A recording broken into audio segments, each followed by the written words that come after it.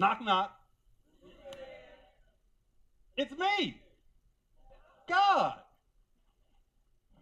I love the quote by Neil Donald Walsh that says, the question isn't to whom does God speak? The question is who will listen. Because God speaks to everyone all the time. So, does God speak to you? But more importantly, do you listen? And is it possible that God is speaking to you right now through me? Absolutely. So if God speaks to everyone all the time, I wonder why it's that most people don't listen. Why is that? Well, I think there's a couple of reasons. First of all, organized religion has convinced us that God only speaks to certain people. God only speaks to the chosen ones, maybe ministers or even highly evolved beings like Jesus or Krishna or Buddha. So we have an idea that those people God talks to, but not us. The second reason is, and I think this is most important, most people don't feel worthy enough to believe God would speak to them. Because organized religion has taught us that we're sinners. We're defective. Something's wrong with us. And yet the good book said you were made in the image and likeness of God. So how could that be? So it is my belief that the reason Jesus showed up is because he wanted to teach us that, yes, God did speak to all of us. And in religious circles, this may sound blasphemous, but Jesus didn't have any access to God that you have, that you don't have. That's why he said, these things and even greater things you shall do also. So we all have access to God. Most of us simply aren't listening. So when we look at Jesus' life, it simply serves as a metaphor for what we have to go through in life. And it is my belief that Christianity, true, authentic Christianity, is the process that we have to go through to become Christ-like. It's a journey. And so within his story, one of the standouts is death and resurrection.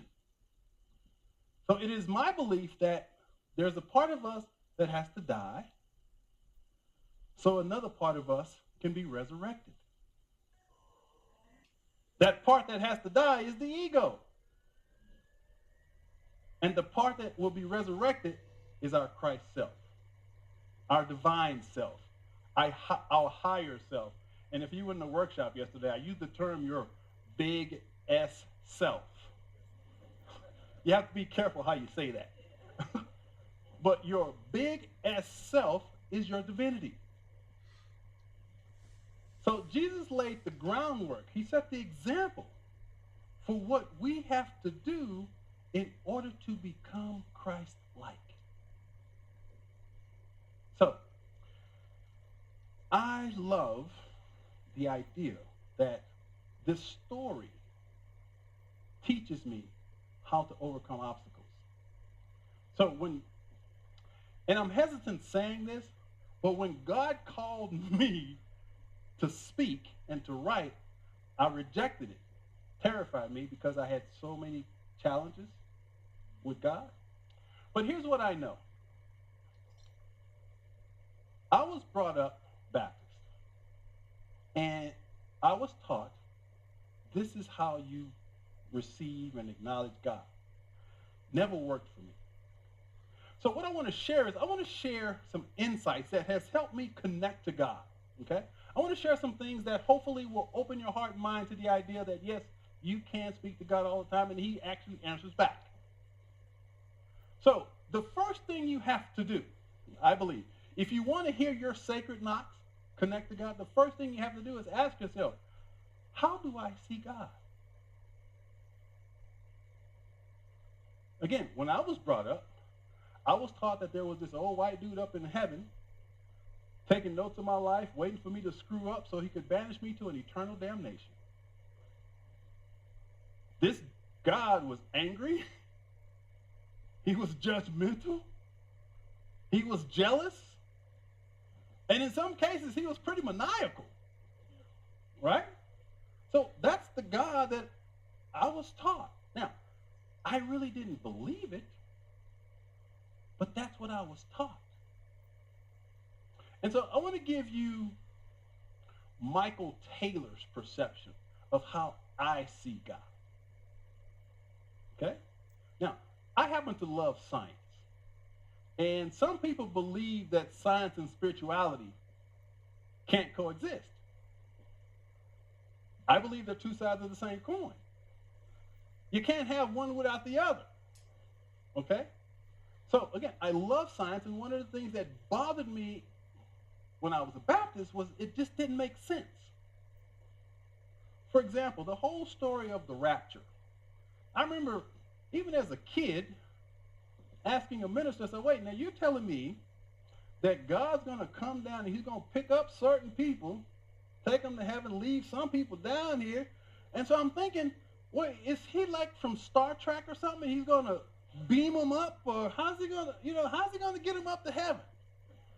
Right? So there was just so many questions, and it didn't make sense to me. It was just illogical. Okay? So I believe that this divine intelligence that created it can be explained by science. So I want to share how I see things now. So science teaches us that 15 billion years ago, there was nothing. So I want you to try to imagine absolute nothingness. Just no time, no space, no light, just nothing. Okay? If you're religious, you're taught that there was nothing, and then God said, let there be light, and boom, he formed the heaven and earth in approximately 6 days. Took a break on the 7th day. Right? And they believe, and they teach, that this happened between 6,000 and 8,000 years ago. Some people believe. If you're a scientist, you say 15 billion years ago there was nothing, and all of a sudden there was a big bang. Something happened, but it was just kind of a random accident. There was no cause. There was no creator. It just happened. Okay? Here's how Michael Taylor sees it. 15 billion years ago, there was nothing. Absolute nothing. All of a sudden, something came from nothing. If that's the case, that tells me that the nothing was actually something. You with me? Because something couldn't come from nothing. That means the nothingness was something. That nothingness is pure consciousness. And we use words like God and the universe to try to comprehend the incomprehensible, but I like to think of it as pure consciousness. So from pure consciousness, an energy was released. Okay? And when that energy was released, it started expanding. That expansion is called evolution. Evolution is the movement to deeper and deeper levels of complexity. So from that initial energy, there was an intention. Pure consciousness set an intention to create everything.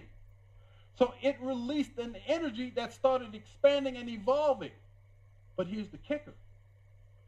That same energy that was there at the beginning 15 billion years ago is in you right now.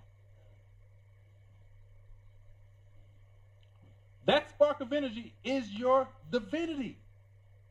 It is the divine spark of God that is in everything, actually. And you have that spark of energy in you. So it's important that you come to an understanding of how you see God if you're going to hear your sacred knocks. Because if you see God as this old white dude sitting up in the cloud taking notes of your life, he probably ain't going to listen to you anyway. Okay? So you have to be willing to develop an intimacy and connection to what I call divine intelligence. And that divine intelligence is the source of all things. So that's the first thing you have to do if you're going to hear your sacred knocks. Number two, if you're going to hear your sacred knocks, you got to ask yourself this question. Who am I? Once again, brought up Baptist. I remember that sinner thing, and it just amazed me that I was taught that I was born bad. Didn't make sense to me. So I started asking myself some deeper questions. Well, wait a minute. Well, who am I really? So we have to be willing to do the work. And the work is an inner journey. We have to be willing to look at the emotional, psychological, and spiritual aspects of who we are so that we can wake up to who we really are. Because here's who you are, if you don't know already. You are a divine manifestation of the infinite intelligence that created this universe. Okay? Put another way, you are really just a divine idea in the mind of God. That's who and what you are. So you have to be willing to embrace that idea if you want to hear your sacred knocks. So again, first thing you got to do, ask yourself, how do I see God? Secondly, who am I? Next, you have to understand that divine intelligence communicates through divine ideas. Everything that has ever been created on this planet began as an idea in somebody's mind.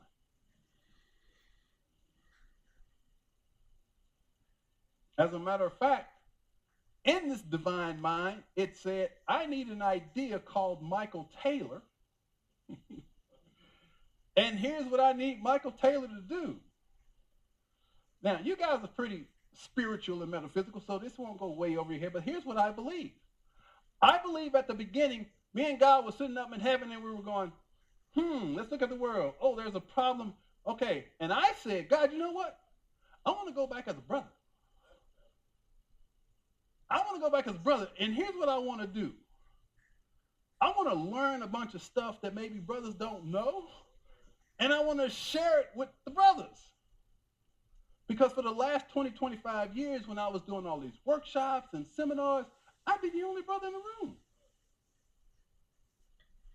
And there were times when I was like, God, should I be here?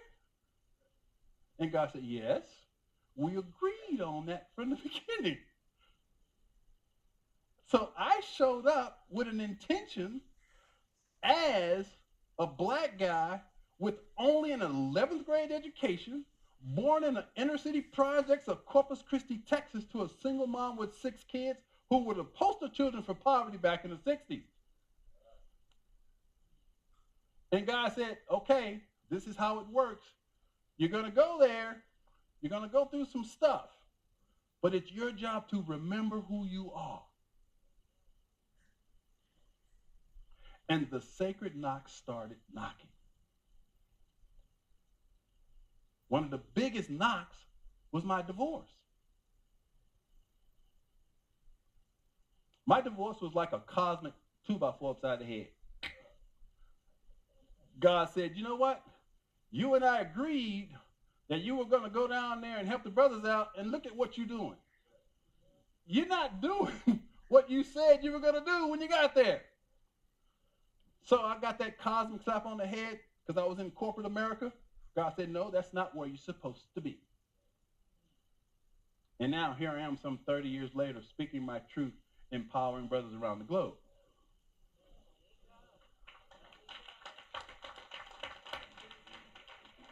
So again, you have to wake up to who you really are. And it's a process of remembering. You already know. You just have to be willing to remember. Once again, the next thing is this whole idea of divine ideas. I want to share a story of how I manifested an idea. And this is going to show you the power and the miracle of God. So back in the 90s, I had an idea for this company. It was a program for building self-esteem in kids. Okay? Now, I knew nothing about writing a curriculum or starting a nonprofit organization, but this idea actually came to me in a dream. So I had this dream for this organization. I said, that's a really good idea.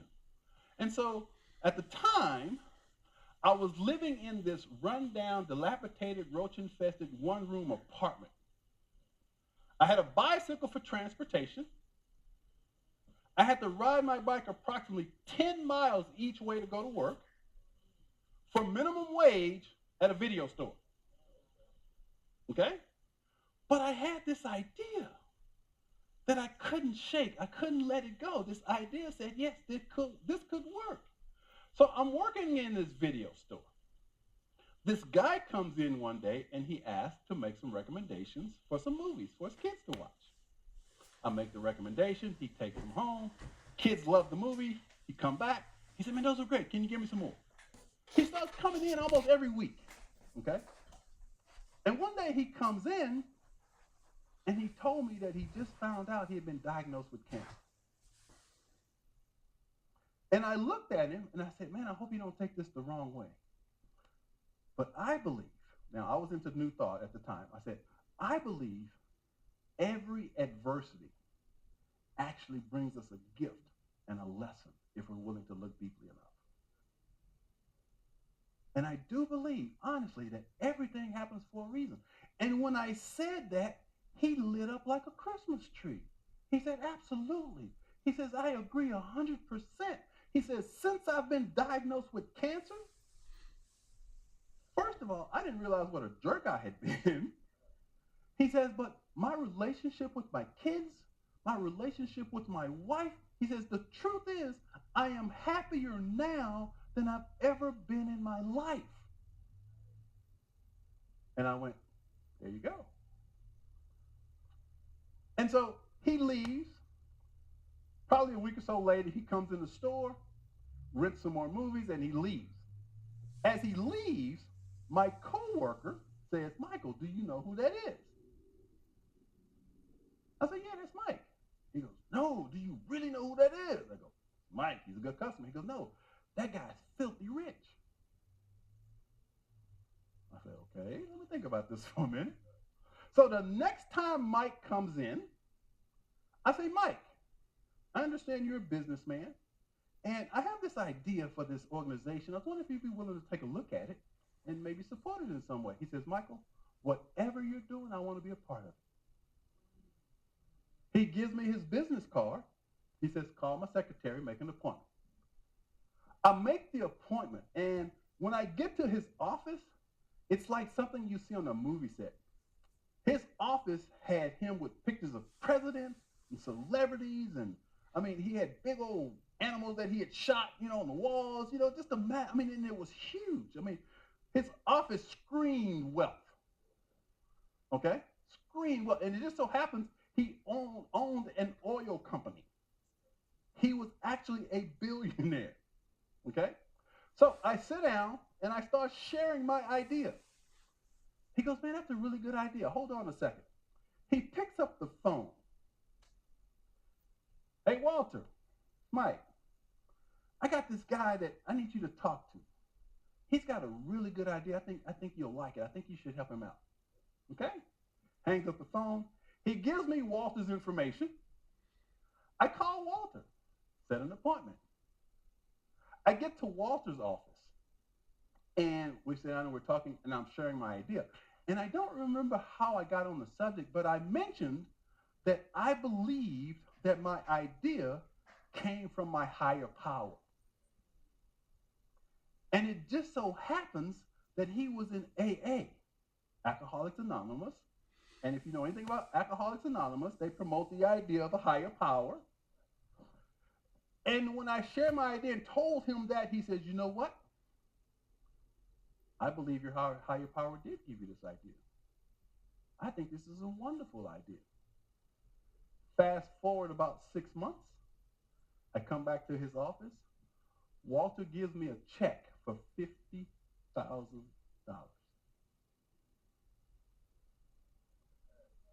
Now, I want you to think about this story now. I'm living in this one-room apartment with roaches and everything, riding a bicycle to work for minimum wage, and I manifested a check for $50,000. Do you think that was an accident? No, that was all divinely inspired. Now, here's the funny part about that. I was so broke at the time, I couldn't even pay attention. And when he gave me the check, I couldn't even put it in the bank because I had some outstanding hot checks that I hadn't paid. I had to borrow money to pay those checks off first before I could even put the money in the bank. Do you believe in miracles? Was that a miracle? So we have to understand that ideas are the currency of the universe. And when we tune in to pure consciousness, God, whatever you want to call it, it will communicate with us through ideas and feelings. Feelings are the language of the soul. Intuition is a feeling. It's an inner knowing without knowing how you know. But when God plants that idea in your mind and you start listening, he starts sending you these little sacred knocks. And for me, one of those sacred knocks was to find that job at the video store. Now, from the time I had the idea for the organization to the time I manifested the check was about 6 years. So it wasn't an instant manifestation. But if you look at my story, it chronicles Jesus' life the same way. I had to go through a lot of breakdowns before I broke through. And I'm going to assert that a breakdown is simply preparation for the breakthrough. So God knew that I needed to go through some stuff to be ready to handle that breakthrough. So when you think about the death and resurrection story, I had to kill that ego. I had to get away from this, I wanted people to like me and wanted to look good in front of people because I was a business owner and my ego was driving everything. But I had to be willing to let that part of me die. And so that process, that 6-year process, was all about inner growth, inner transformation. That's what it's all about. So one of my favorite sayings is, if you don't go within, you'll always go without. So this is an inner journey. It's about transformation. So if you want to hear your sacred knocks, first of all, what are you going to do? How do I see God? Secondly, what I'm going to do? Who am I? Third, know that God communicates through divine ideas. And last but not least, probably the most powerful thing is you have to connect to that divine intelligence. I don't know of a better way than meditation. Because in meditation, that's how we communicate with Source. By quieting our mind so we can hear the voice of God. Now, again, in my presentation yesterday, I said, there's the little s self and the big S self. The little s self is that ego that drives a lot of decisions that we make when we're stuck in ego. But when we put that ego self to rest and move from the divine self, the big S self, we start hearing the sacred knocks from God. And so I want you to think about this quote that I came up with. It really summarizes what I'm trying to say. When you learn to quiet the noise of your mind and move into the silence of your heart, then you will hear the voice of your soul. And the voice of your soul is really pure consciousness, the source of all things. That's what's talking to you. God is sending you ideas because God needs you to co-create in this reality. God can't create on this planet without us. That's why he created us. So the question is, are you courageous enough to become a co-creator with God? Are you courageous enough? Because it takes a lot of courage. This isn't for the faint of heart. So my suggestion is, first of all, know that God loves you, period. End of story. You don't have to add anything to that. God loves you. You are an expression of that love. And when you claim it, God will begin moving through you in ways that you can't even imagine. When I first found New Thought churches back in the 90s, I was so moved by the teachings of unity, I thought that I wanted to be a unity minister. And then God said, you don't have to be a minister to have a ministry.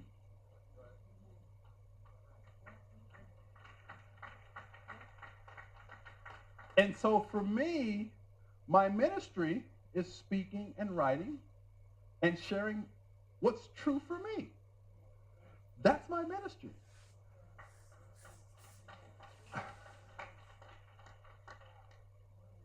I don't have any connection to God that you don't have. I'm not special, but I am. But my point is, I'm an ordinary guy who simply made a commitment to live an extraordinary life. And I simply remembered why God put me here in the first place. And I want you to do the same thing. I want you to wake up to who you really are. There is nothing that compares with the feeling of knowing God is with you. There is nothing that compares to the love of God. Now, one of the problems that I had with religion is I tried to do God from here. I tried to understand God. I read all these books and I could quote scripture and I could quote these spiritual people, but it wasn't until I got in my heart that I got to feel the love of God. And here's one of the things that happened. I'll share this briefly. I was sitting at a lake in Austin, Texas. And again, I was deep in New Thought. And I had gone through some stuff. Trust me, I was still broke. But I'm sitting there, and there's a Unity Church in Austin. And the minister taught us that music and songs are simply prayers. And so she challenged us one Sunday. She says, I want you to pick a song that you love, and I want you to use it as a prayer for 1 week. And then the following Sunday, we're going to have a discussion about it. Okay? So the song I picked was a song by a group called Foreigner, I Want to Know What Love Is. You guys know that song? You want to talk about a powerful prayer? So I'm sitting on this lake in Austin, Texas. beautiful, serene. It was just perfect. And I'm listening to that song, and the line says, I want to know what love is. I know you can show me. And as I heard the words, I got out of my head, and it went right here, because I had been asking God for proof. I said, God, I just need some proof, some tangible proof that you're real. And when that song came on, and he said, when I asked the question, I want to know what love, I said, there it is. I felt it. That was what was missing. I was trying to think God, but you got to feel God.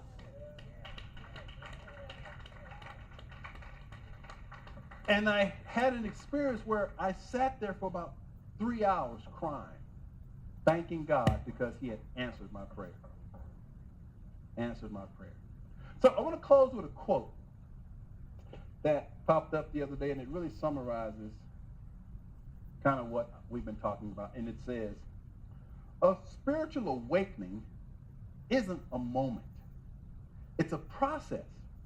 It's 1,000 small realizations, 1,000,000 tiny shifts, and an endless journey of unlearning and healing and becoming. You don't wake up all at once. You rise little by little into the person you were always meant to be. Knock, knock. It's me, God.